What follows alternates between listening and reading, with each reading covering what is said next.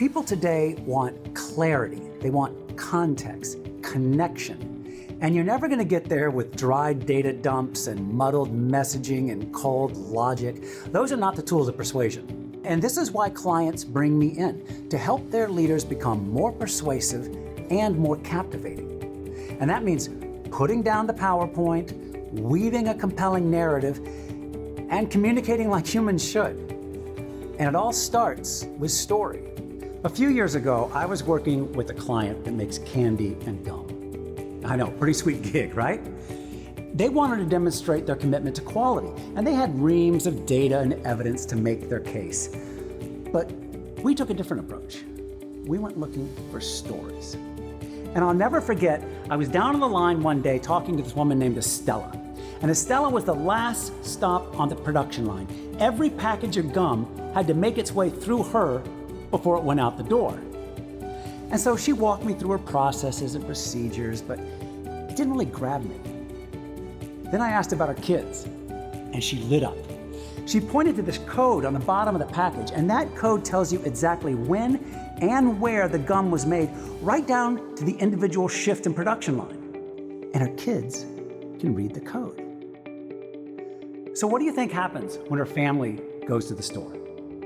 Her kids run straight to the candy aisle, turn over the packages of gum, and when they find the right one, they say, "This is Mommy's gum. My mommy made this gum." Now that's a story. It's good enough for your family because Estella is down there on the line every day, making sure it's good enough for hers. Storytelling and emotion beat data every time. Whether you're selling a product or an idea, whether you're communicating to the marketplace or to your workforce, whether you're delivering a presentation or just speaking one-on-one with someone, emotion connects, and story is the perfect delivery vehicle. Now, most people will say, "Oh, I am not a good storyteller. Storytelling is for the experts, for the TED Talkers," which is nonsense. I believe with the right tools, anyone can learn to tell a good story.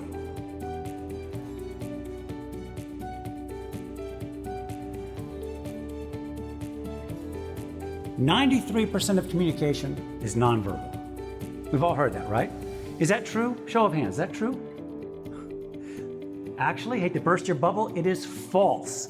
It is a myth based on a misinterpretation of an isolated lab study that had nothing to do with public speaking. Yet it causes my workshop clients to literally tie themselves up in knots trying to figure out what to do with their arms and hands. Stop worrying about this. It's what's inside that counts. It's about your knowledge, your preparation, your eagerness to get out there and help people learn and grow. I'm on a mission to make the world's ballrooms, conference rooms, and Zoom rooms safe again for audiences. And fun. Learning should be fun. There are experts out there. I've gotten two interesting pieces of advice. One is the old stare to space in the back wall. Does it look like I'm making eye contact? You're in the back row, you're like, who the hell is he looking at, right? Look at people in the eyes. This is the whole reason we're doing a presentation. We have the chance to interact with live human bodies, get response and have feedback. This is how you know whether you're doing well or you need to change things up.